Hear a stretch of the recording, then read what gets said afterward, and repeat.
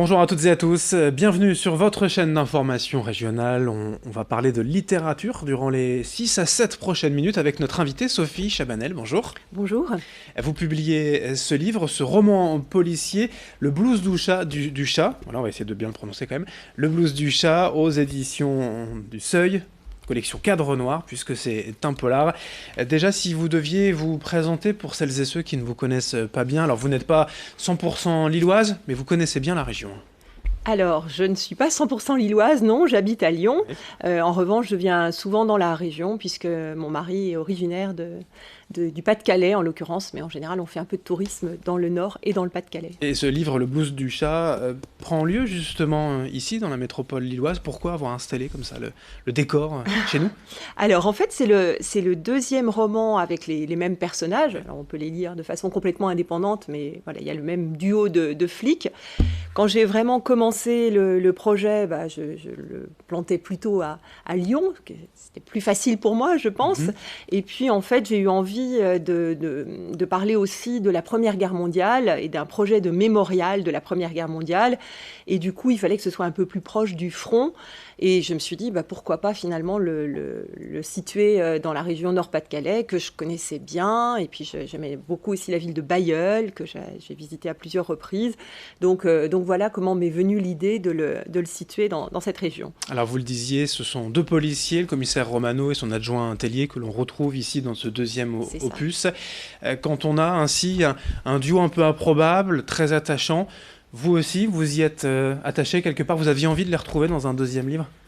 Oh oui, je dirais que pour moi, c'est presque, enfin, les personnages, c'est toujours un des points de départ vraiment de l'écriture. Peut-être plus encore que l'histoire. Pour moi, le moteur, ce qui me donne envie, c'est les personnages.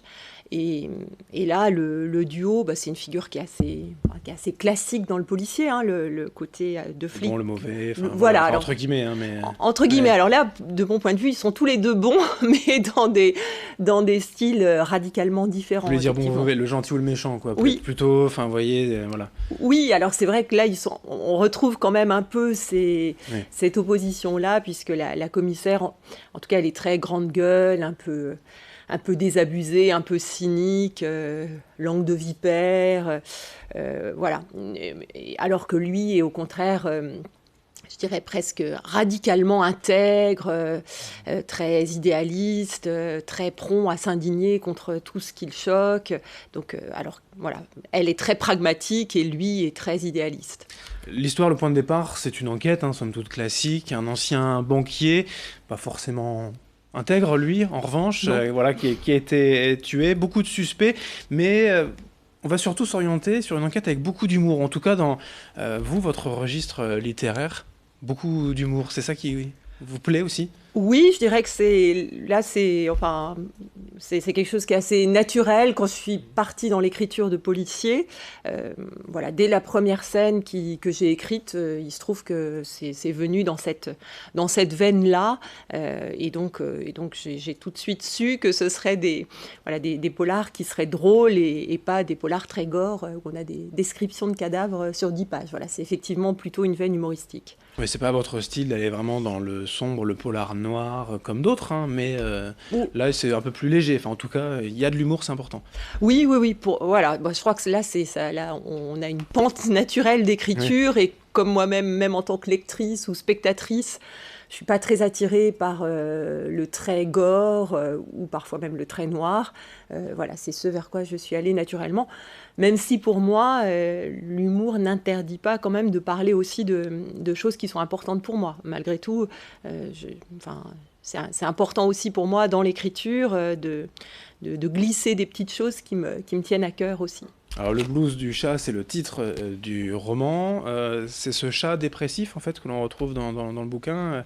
Bon, pas seulement, il y a aussi des crevettes, un curé. Bon bref, il y a plein de personnages et de situations, mais voilà, c'est le blues du chat. Le titre vient de ce Oui, oui, personnage oui. secondaire. Voilà, oui, Ouais. c'est ça. En fait, le livre d'avant, il y avait un bar à chat, parce que je trouvais le lieu hyper déroutant, comme voilà, le concept du bar à chat, je trouvais Effectivement. ça un peu bizarre. Les bars à chiens aussi, hein, qui existent maintenant, si vous voulez un autre très bien, idée je de roman. note, d'accord. Donc voilà, c'est comme ça que le chat est arrivé dans le premier livre. Puis moi, je suis complètement gaga de mon chat, comme à peu près tous les gens qui ont un chat, Oui, je pense. je crois, ouais. Voilà. Donc j'aime bien les chats, donc il y avait le bar à chat. Et puis voilà, du coup, j'aimais bien l'idée que la commissaire, qui est quelqu'un de très indépendant, voilà, qui trace sa route sans s'encombrer de mari ou d'enfant ou de quelconque boulet. Elle se retrouve finalement propriétaire d'un chat un peu malgré elle, et finalement elle se fait un peu promener, si je puis dire, par son chat.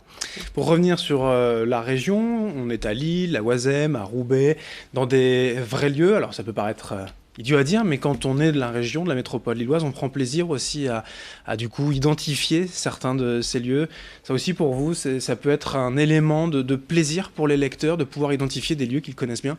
Alors, je pense que c'est plutôt au lecteur de le dire, donc Ouais. ça me fait plaisir d'entendre ça.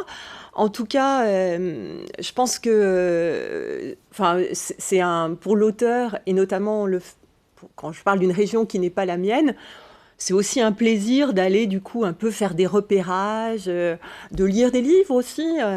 J'ai lu un livre sur la sociologie de Lille, dans lequel il était fait, par exemple, un parallèle entre Lille et Marseille, qui sont pas forcément des villes qu'on associe spontanément, ni du point de vue du climat, ni de l'architecture, ni des sites. Et donc, voilà, les sociologues disaient qu'il y avait des points communs sur le plan sociologique. D'accord. Donc, ça m'intéresse aussi d'aller creuser ça. Il y a beaucoup de polars, alors, qui se passent à Paris, puisque bon, c'est la capitale, ou parfois où il n'y a aucun lieu, en fait. Voilà, on pourrait situer le polar un peu n'importe où. Là, d'avoir identifié les rues, certaines adresses, voilà, ça peut ajouter vraiment, comme je disais, une identification forte. Ben, j'espère, oui. Si je prends l'exemple de la dernière scène du livre, alors je l'ai écrite assez tôt, en fait, parce que voilà, j'avais envie d'écrire cette scène qui m'amusait beaucoup. Enfin, voilà. Donc je l'ai écrite avant même d'avoir écrit le reste. D'accord. Et puis, il fallait que ça se passe dans un lieu festif, en fait. Et donc j'avais écrit les dialogues, j'avais écrit l'essentiel de la scène, mais j'avais pas de lieu pour l'ancrer vraiment. Et donc j'ai fait des recherches en me disant, mais alors où est-ce que ça va se passer? Il fallait que ce soit près de Lille, mais je connaissais pas de lieu spontanément. Et c'est vraiment en cherchant sur Internet que j'ai trouvé ce lieu qui s'appelle la Chaufferie. Et du coup, je me suis rendu compte que le fait effectivement de décrire, alors il y a une histoire particulière avec le rooftop en l'occurrence, parce que, qui est en lien avec le four solaire, enfin bref. Donc ça tombait vraiment super bien. Et c'est vrai que je pense que le fait, après, d'ajouter des petites touches de réalité, ça fait vivre plus les scènes. Le blues du chat signé Sophie Chabanel au Seuil, collection Cadre Noir. Merci d'être venu nous en parler. Merci à vous. Aujourd'hui. Et merci à vous de nous avoir suivis. Dans un instant, l'information continue.